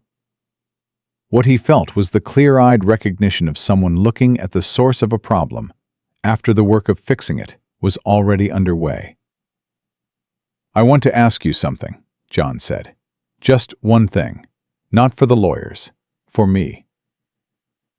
Harris looked at him steadily. He seemed to have decided not to run from this. "Go ahead."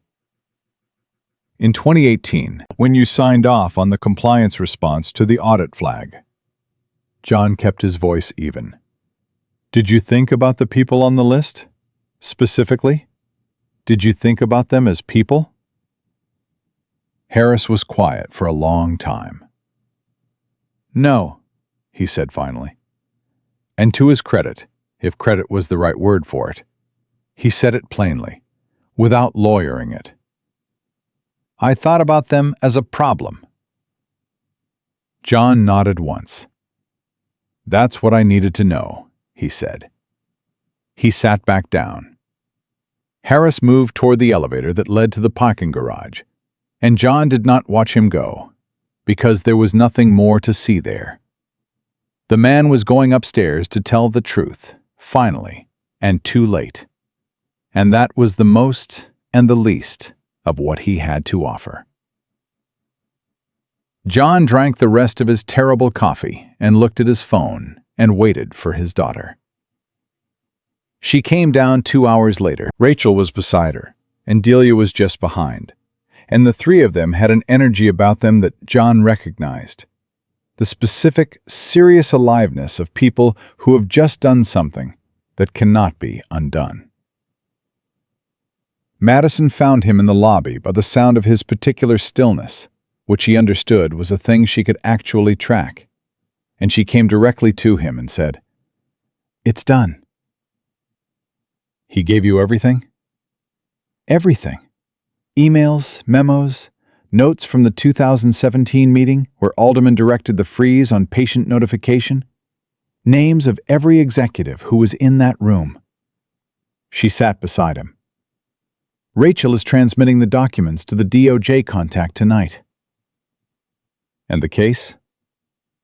"The case proceeds.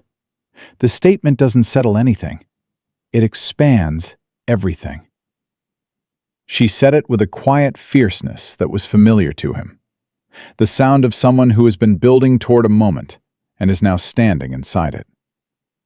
Alderman is going to be named personally. 3 other executives from the 2017 meeting. Meridian as an institution. She paused. Rachel says the DOJ attorney she spoke with this morning used the phrase, "potential criminal referral." John was quiet for a moment. "How do you feel?" She thought about it honestly, which was the only way she knew how to think about anything. Like something that was wrong for a very long time is finally going to be named correctly. She was quiet for a second. "Which isn't the same as it being fixed. I know that. The damage doesn't reverse because someone gets held accountable. Delia's daughter still grew up the way she grew up. The others still lived what they lived." "No," John said, "but it matters that it's named." "It does," she agreed. "It matters enormously." Delia leaned forward from John's other side. "I called my sister last night," she said. "She checked her records. Her facility was under the same Meridian umbrella. She was in the patient population that should have received outreach." She pressed her lips together. "She didn't know. Neither of us knew." "How many people did you find?" John asked. "Between what we've identified independently and what Harris's documents reference, Rachel thinks we're looking at somewhere between 40 and 60 former patients across Meridian's network who fit the RPE 65 profile and received no notification." Delia said it plainly, but her voice had a weight that the plainness couldn't entirely contain. 40 to 60 people. John looked at Madison. She was already nodding. "We're going to find them," she said. "All of them. Rachel is building a team. The DOJ has subpoena power. We'll have names within a month." She turned slightly toward Delia. "No one else gets left on the list." 3 weeks later, the Chicago Tribune ran a front-page story with the headline, "Blind CEO, Dozens of Patients Allege Meridian Health Buried Life-Changing Treatment to Avoid Liability." The piece ran 6,000 words, with photographs of Madison at her desk at Helix, and a separate portrait of Delia Torres with her daughter, a small girl of 7 who is holding her mother's hand and looking directly at the camera with the absolute, uncomplicated confidence of a child who does not yet know what has been taken from the people she loves. John read it at his kitchen table in Millbrook, Ohio, at 6 in the morning with his first cup of coffee, and he read it 3 times. His phone lit up before he'd finished the second read. Tommy Briggs, from the garage. "Saw the article. Holy hell, John." Then Carol. "It's on the front page. I'm crying. Don't tell anyone." Then a number he didn't recognize, which turned out to be a reporter from the Columbus Dispatch who wanted a comment, which he politely declined. Then Madison. "Did you read it?" she said. 3 times. "The reporter was good. She understood what I was trying to say." A brief pause. "Gerald Marsh sent me flowers this morning and took full credit for encouraging me to go public." "Of course he did." "I let him," she said. "He's useful, and I need him to keep feeling useful." "Very political of you." I learned from watching you manage customers who think they understand what's wrong with their car." He laughed, a full, real laugh, the kind that felt like something releasing. "How are the other patients, the ones Rachel has identified?" "Angry," Madison said. "Scared. Hopeful. All of it at once." She paused. "We're having a call next week, all of them together, or as many as want to participate." Her voice went slightly quieter. "Some of them are still trying to process the idea that the diagnosis was wrong, that the way they built their lives around it." She stopped. "It's not just anger, it's grief, too, for what they organized themselves around, without knowing the foundation was a lie." "Are you still going ahead with the evaluation?" John asked. "The treatment?" A pause, longer than he expected. "I made the appointment," she said, "for next month." He had been waiting for that answer for weeks, without allowing himself to want it too visibly. He was very careful now with the shape of his voice. "Okay." "It's not a yes to a specific outcome," she said quickly, the same careful precision she always used when she wanted to manage his expectations and her own simultaneously. The specialist was clear. The window that existed at 17 doesn't exist at 30. There's damage. There may be nothing. There may be something. We don't know. "I know," he said. "I'm not doing it because I think it's going to fix everything." "Why are you doing it?" She was quiet for a moment. Then she said, "Because Delia decided to do it. And I needed to see someone else decide first. And then I needed to decide for myself." A beat. "And because I'm 30 years old, and I have spent my whole life being the most prepared person in every room, and maybe, just this once, I want to try something without knowing how it ends." John looked out his kitchen window at the Millbrook morning, gray and ordinary, and entirely itself. "I'll drive up," he said, "for the appointment." "It's a 6-hour procedure, Dad. You'd be sitting in a waiting room the whole time." "I know." You can't just—" "Madison." His voice was gentle. "Let me sit in the waiting room." A long pause. "Okay," she said. 6 weeks later, John Foster sat in a waiting room on the 12th floor of Northwestern Medicine for 7 hours and 20 minutes. He drank 4 cups of bad hospital coffee and read the same issue of a sports magazine 3 times without retaining any of it, and talked to Ruckus, who had been allowed to stay in the waiting room because Ruckus was a certified guide dog and had very decided opinions about where he needed to be, and the nurses had decided quickly that arguing with him was not worth the effort. Delia Torres sat beside John for the first 4 hours. Her own procedure was scheduled for 2 weeks out, and she'd come to watch someone else go first, which John understood was about more than medicine. It was about seeing proof that the door opened before you walked through it yourself. They didn't talk much. They didn't need to. They were 2 people waiting for the same verdict in the same language. And sometimes that's enough. At 4:17 in the afternoon, Rachel Voss texted John. "DOJ has formally opened the investigation. Alderman has been notified. It's official." He showed the text to Delia. She read it and pressed her lips together and nodded once and looked straight ahead. At 6:43, the surgeon came out. She was a small woman, the Johns Hopkins specialist, with an efficient manner and the particular expression of someone who has just spent several hours doing the most careful work they know how to do. She looked at John and said, "The procedure went well. No complications. The retinal response during the operation was—" She paused and chose her word deliberately. "Encouraging." John stood up. "What does that mean?" he said. "It means we have reason for cautious optimism. It means the tissue responded. Whether that translates into functional vision restoration will take weeks to assess fully as the treatment integrates. She met his eyes. But the tissue responded, Mr. Foster. That's not nothing. It was not nothing. He found Madison in the recovery room 40 minutes later. She was awake, her eyes bandaged, Ruckus pressed firmly against her legs and refusing to move, regardless of what any medical professional had to say about it. She had her phone in her hand, voice-to-text open, because Madison Foster was not the kind of person who spent time in recovery rooms doing nothing.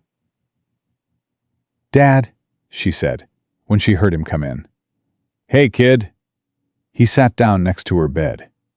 He took her hand the way he always had since she was a baby, both of his around one of hers, because she had always had small hands, and he had always had large ones, and the fit of it had never changed. "How do you feel?" he said. "Like someone put a needle in my eye," she said. "They did." "Then appropriately." She turned her face toward him, bandaged eyes and all. "What did the surgeon say?" She said the tissue responded. Madison was quiet for a moment. Something moved across her face. The face he had been watching for 30 years. The face that had never once shown him anything other than the absolute truth of what was happening inside it. "Okay," she said, quietly, like a breath. Like something she'd been holding down finally had somewhere to go. "Okay," John said.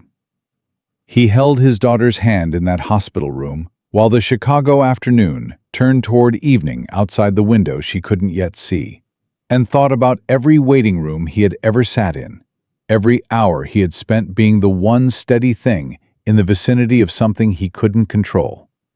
He thought about a Tuesday morning in 2002, and a doctor's voice, and the life that had reoriented itself entirely around a sentence that turned out to be wrong. He thought about 40-some people who were going to get phone calls in the coming weeks from Rachel Voss's team, telling them something they had never been told, giving them a question they had never been allowed to ask.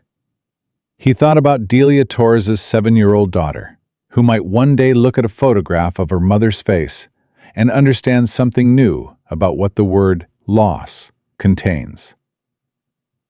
He thought about Robert Alderman in a boardroom somewhere in this city, reading a letter from the Department of Justice, understanding for the first time what it felt like to have a door closed on you without your consent. He thought about all the ordinary lives inside extraordinary injustices, and the slow, unglamorous, absolutely necessary work of naming things correctly. And he thought about his daughter, who had been handed a false sentence at the age of 3 and had built something extraordinary inside it anyway, and who was now, with her tissue responding and her legal team filing and her coalition of 40-some people finally visible to the institutions that had tried to keep them invisible, in the process of tearing the sentence down. Not because it had stopped her, she had never let it stop her, but because it was wrong. And wrong things, when you have the standing and the stubbornness and the father who knows how to trace a fault to its source, wrong things can be corrected. Madison squeezed his hand. "Stay till tomorrow?" she said. "I'm not going anywhere," he said. And he meant it the same way he had meant it every time in his life he had said it.